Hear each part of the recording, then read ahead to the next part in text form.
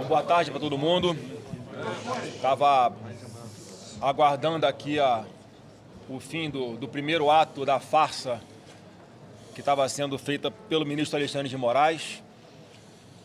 É uma tristeza no coração ver como uma pessoa pronuncia um voto político com tanta raiva, fala com tanto ódio.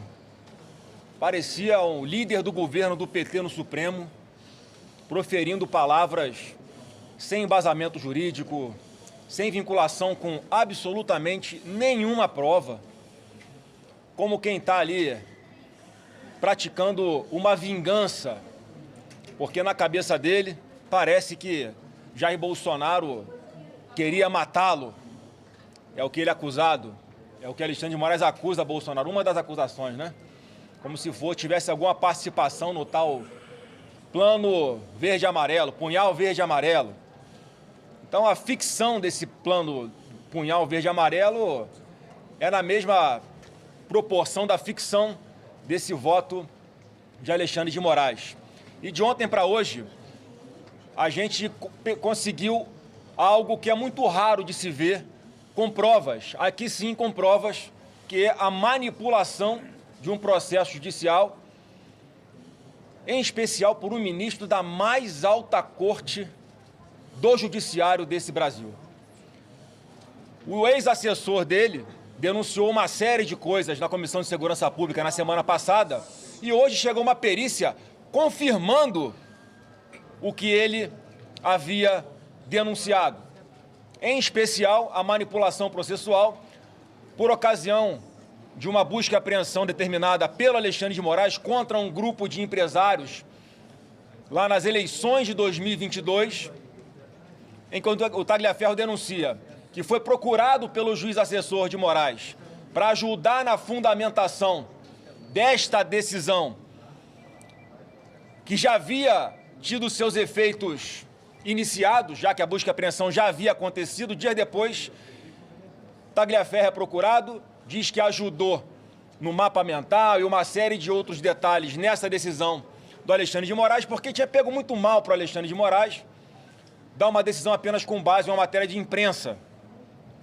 Então, ele dá essa ajuda, devolve ao juiz auxiliar do Alexandre de Moraes e que volta para o processo. E pasmem, a perícia que foi feita não foi sequer ainda sobre o que denunciou o Tagliaferro.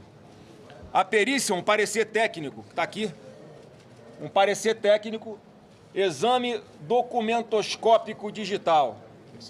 Quem solicitou foi um jornalista com coragem, David Agape, e foi feito por dois renomados peritos, Reginaldo Tirotti e Jaqueline Tirotti. O que diz essa perícia?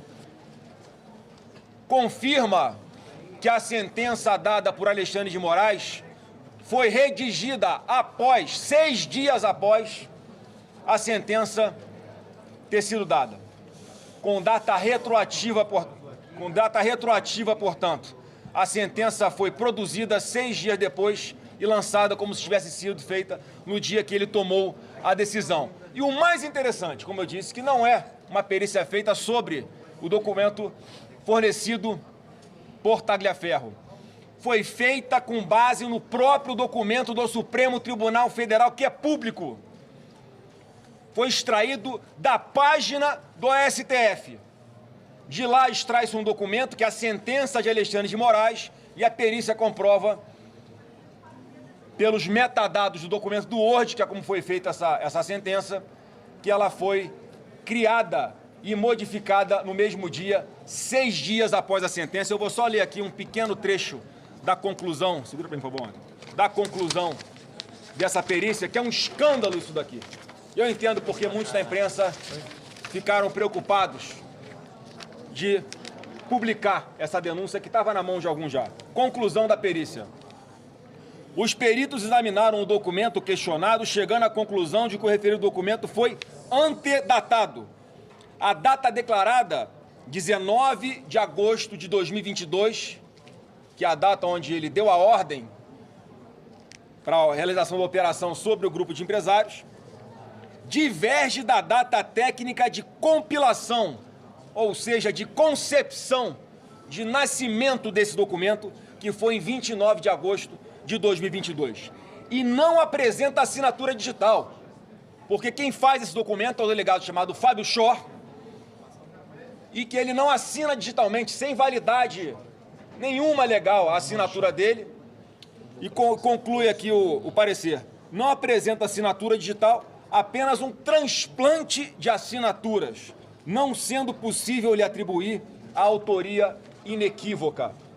Um parecer técnico que nem precisava, né? Vocês vão se lembrar daquela operação spoofing, que foi deflagrada em função da então Vaza Jato, em que as provas que foram extraídas ilegalmente de alguns celulares foram validadas juridicamente na sequência para poder colocar o Lula aonde ele está hoje. Portanto, nem precisava de perícia, mas nós estamos tendo cuidado de fazer essa perícia. O que vai ser feito a partir de agora?